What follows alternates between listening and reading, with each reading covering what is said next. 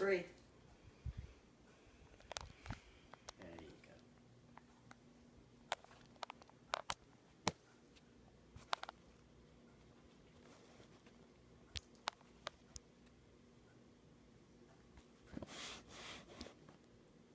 Have you ever wondered how much money goes towards welfare annually?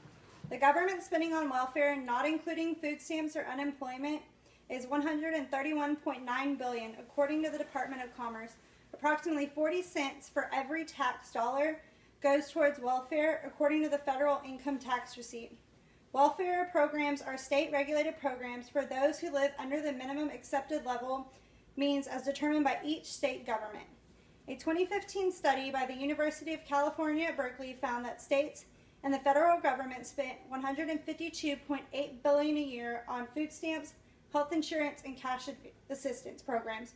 According to the Department of Commerce, as of April 2015, 11,400,000 Americans are receiving welfare.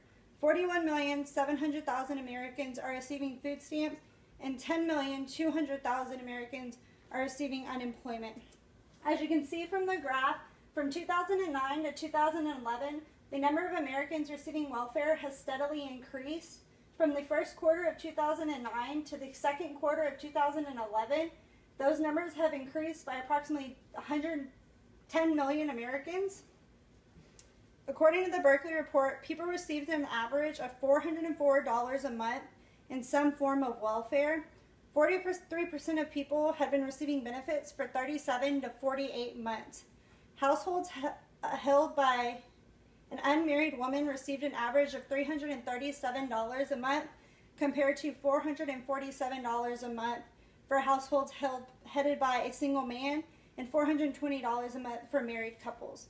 According to the National Conference of Standards Laboratories, at least 13 states have passed legislation regarding drug testing or screening for public assistance applicants or recipients. Those are going to be the ones in dark blue, and they include Alabama, Arkansas, Arizona, Florida, Georgia, Kansas, Michigan, Mississippi, Missouri, North Carolina, Oklahoma, Tennessee, and Utah. In 2015, at least 16 states introduced proposals that would require drug screening or testing for applicants and or recipients.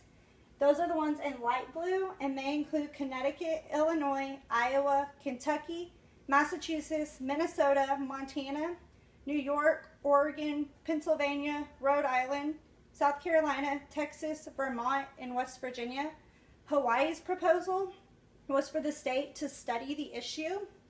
States have proposed drug testing since welfare reform in 1996, but it didn't start taking off until the beginning of the 2011 session. From the graph, you can see that people that are for drug testing welfare recipients kind of vary. 53% believe that all welfare recipients should be drug tested, while 13% believe that it should be a random drug test, and 29% that believe that you should only test if there's reasonable suspicion. And when it comes to cutting off the benefits for those who fail the drug test, 70% believe that there should be some form of cutting off of benefits if you fail, and 58% believe you should cut off benefits completely if someone fails a drug test. When it comes to anything new within our federal government, there is always some conflict that takes place. Opponents argue there is little evidence that people on public assistance have substance abuse problems at a higher rate than the general population, and it's unfair to single out welfare recipients from all other groups of people and companies that receive government funds.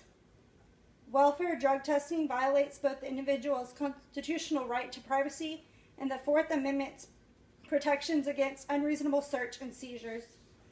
According to Salon contributor Brian Kelly, he argued in August 2013, people on welfare also receive taxpayer money, but so do people from every socioeconomic level. If the goal is to stop people from potentially using taxpayer money to purchase illegal substances, then we should apply these programs to every person receiving government funds.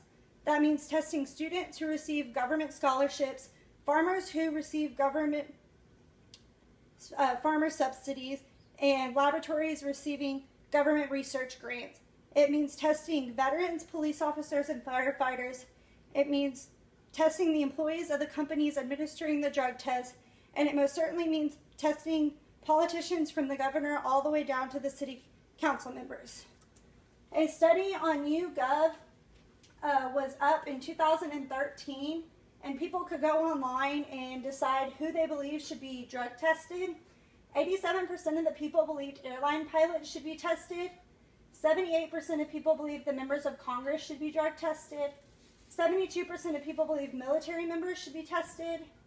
71% of people believe professional athletes should be tested, while only 64% of people believe welfare recipients should be drug tested, which is significantly lower than the highest one of 87%.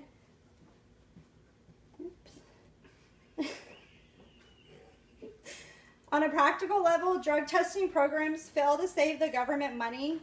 In March 2012, USA Today editorial noted that an Arizona drug testing program tested 87,000 people for drugs and found only one positive result. If savings are the goal, the editorial asserted Arizona's program was a bust, disqualifying the single drug abuser saved the state $560 a month. Supporters of the program believed it was going to be saving the Arizona $1.7 million annually. Indeed, welfare drug testing is only one aspect of the continuing political war over welfare. How the debate will continue to unfold remains to be seen.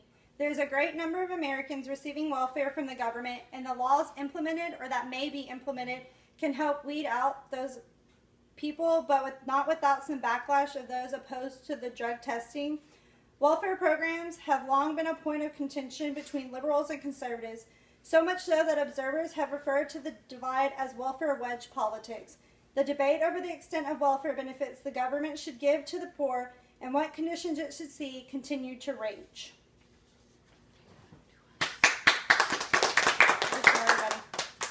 Give show everybody. Yay!